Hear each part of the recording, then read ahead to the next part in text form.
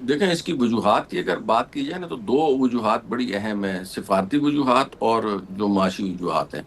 सिफारती तौर के ऊपर अगर देखा जाए तो यूएई और सऊदी अरब जो है वो काफ़ी अरसे से उनके दोस्ताना ताल्लुकात थे, और सऊदी अरब को बड़ा भाई समझता था यूएई। जी हाँ। लेकिन हालिया अगर देखा जाए तो यमन के हवाले से सऊदी अरब ने जब वहां से यूएई को अपनी फौजें पीछे भेजने के ऊपर इसरार किया, बल्कि जबरदस्ती जो है वो वहां पे अपनी फौजें भेजकर यूएई को पीछे हटने पे मजबूर किया, तो उसके बाद से लग रहा था कि ताल्लुकात में इनके थोड़ी सी सर्द मोहरी आ गई है। साथ ही साथ हम्म। यूएई का इसराइल के ब्लॉक को जो है वो करना और इब्राहिमी मुआहदे में शामिल होना, तो ये और पाकिस्तान के साथ चूंकि सऊदी अरब ने डिफेंस एग्रीमेंट किया, तो उसके बिल्कुल एंटी जाते हुए यूएई ने इंडिया के साथ जो है वो डिफेंस एग्रीमेंट साइन कर लिया।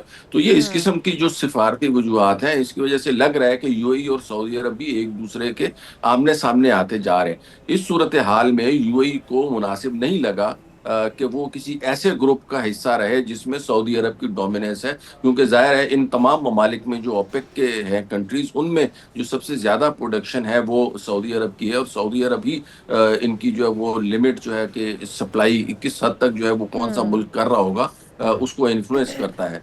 तो उस इन्फ्लुएंस से निकलने के लिए अपने सिफारती एक प्रोटेस्ट को ऑन रिकॉर्ड बिल्कुल लाने सही। के लिए ओपेक अच्छा, से एक तो यूएई निकला बिल्कुल है। सही कहा अकमल साहब आपने कि क्योंकि सऊदी अरब की डोमिनेंस है तो इसलिए भी अब मुत्तहिदा अरब अमारात उनके साथ जो है वो इस मुआहदे में नहीं रहना चाहेगा या ओपेक्स का हिस्सा नहीं रहना चाहेगा। लेकिन अगर हम दूसरे तनाजुर में देखें तो इससे फ़ायदा क्या हासिल होगा, क्या फौरी तौर पर कोई फ़ायदा हासिल कर सकता है मुत्तहिदा अरब अमारात? और जिस तरह की सिचुएशन इस वक्त पैदा हो चुकी है, अपना हुर्मुज़ बंद है, तेल की तरसील ऑलरेडी तातुल का शिकार है, तो ऐसी सूरत में पाकिस्तान और पाकिस्तान जैसे दीगर ममालिक जो कि तरक्की पजीर ममालिक हैं, उन पर इसके असरात क्या मुरतब होने जा रहे हैं? पाकिस्तान के अंदर आप कीमतें किस हद तक बढ़ती हुई देख रहे हैं इस फैसले के बाद? देखिए, पहले मैं यूएई की बात जो है ना वो करूं, फिर पाकिस्तान के ऊपर आता हूँ। यूएई का अगर बात की जाए ना, देखिए यूएई माशी तौर के ऊपर ये फैसला चूंकि वो ओपेक से निकल गया, तो अपनी सप्लाई जो है वो अपने अपनी मर्जी के मुताबिक बढ़ा सकता है, और इस वक्त आलमी मंडी में चूंकि कीमतें बहुत ज्यादा है, तो यूएई अपनी माशी सूरत हाल जो वहां पे अबतर हो गई है, वहां पे प्रॉपर्टी की कीमतें नीचे आ गई हैं, इन्वेस्टर्स वहां से चले गए हैं, बहुत मतलब उसकी इकोनॉमी जो है उसकी हालत दगरगू है। तो उसमें अपने हम्म। फायदे के लिए भी जो है ना यूएई ने अपनी सप्लाई को अपनी मर्जी से ज्यादा रेवेन्यू जनरेट करने के लिए, जैसे ईरान भी ज्यादा से ज्यादा इस वक्त रेवेन्यू अर्न कर रहा है, सऊदी अरब भी रेवेन्यू अर्न कर रहा है, तो यूएई क्यों इस मामले में पीछे रहे? तो उसने इसलिए भी अपने आप को ओपेक से निकाला, और इसके यूएई के लिए जाहिर है अच्छे इसके ऊपर असरात मुरतब होंगे। अलबत्ता पाकिस्तान की अगर बात की जाए, या पाकिस्तान जैसे दीगर जो खत्ते के ममालिक हैं, वहां पे इंटरनेशनल मार्केट में इस वक्त जो तेल की कीमतें हैं वो $100 से तजावुज कर गई हैं, और अंदाजा ये लगाया जा रहा है कि ये 120 $125 को टच करेंगी। तो उसके बाद जो है वो हमारे यहाँ पे जो जो पेट्रोल की कीमतें हैं या डीजल की कीमतें, उनमें मजीद जो है वो इजाफा किया जाना जो है वो मतलब हुकूमत के लिए हो जाएगा, हम्म।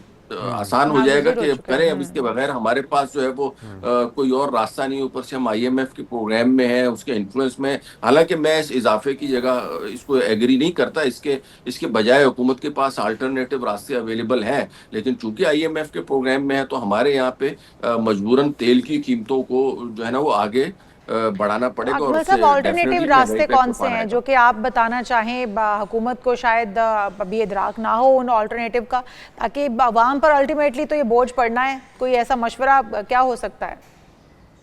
देखिए, मैं असल में मैंने एक दो दिन पहले अपना एक आर्टिकल भी लिखा था, और उसके अलावा भी अपने प्रोग्राम्स में भी, और जो जो सारे मारे माशियात हैं वो भी इस चीज़ को एग्री करते हैं कि हुकूमत जिस तरीके से महंगाई को कंट्रोल कर रही है, वो मॉनेटरी पॉलिसी के ऊपर रिलाय करता है। इंटरेस्ट रेट बढ़ा के जो है वो महंगाई को कंट्रोल करने की कोशिश की जा रही है, जो कि ज्यादातर उस वक्त कारगर साबित होती है जब मुल्क में डिमांड बहुत ज्यादा हो, और उस डिमांड की वजह से कीमतें बढ़ रही हो। जबकि हमारे यहाँ जो महंगाई है वो सप्लाई साइड की वजह से है, क्योंकि इनपुट हम्म। कॉस्ट जो है वो इतनी ज्यादा हो चुकी है, चाहे वो बिजली की कीमतें हो, चाहे वो लेबर की कॉस्ट हो, या दीगर जितनी भी कॉस्ट हो, वो इतनी ज्यादा हो गई है कि फिनिश गुड या जो भी प्रोडक्ट्स प्रोड्यूस हो रही है वो महंगी है।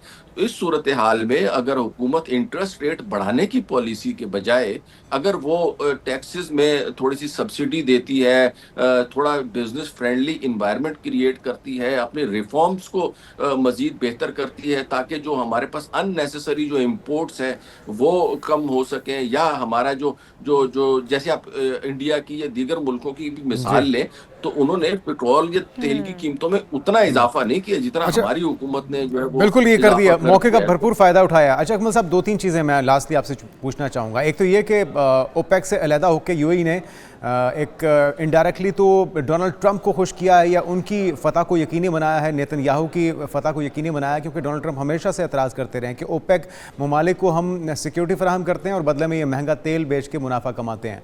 तो अब ओपेक को वीक करना ये अमेरिका को फ़ायदा पहुंचाने की कोशिश है। साथ में $3.5 अरब इस मौके पे मांगा जाना यूएई का पाकिस्तान से, ये भी इसी तनाजुर में है। और लास्टली जिस तरह पाकिस्तान ने एक मजबूत मीडिएटर का किरदार अदा किया है, ताल्लुकात हमारे अमेरिका के साथ भी अच्छे हैं, ईरान के साथ भी अच्छे हैं, तो हम अपनी आवाम को रिलीफ देने के लिए कम से कम जो पाइपलाइन अधूरी है उसको मुकम्मल किया जाए। जो हमारी कम से कम सैंक्शंस हैं हमारे ऊपर है कि हम तेल नहीं खरीद सकते, इसको यकीनी बनाया जाए ताकि आवाम फ़ायदा उठा सकें और जो आलमी एक बहरानी कैफियत है उससे कम से कम हमें कुछ कंपैरेटिव रिलीफ मिले।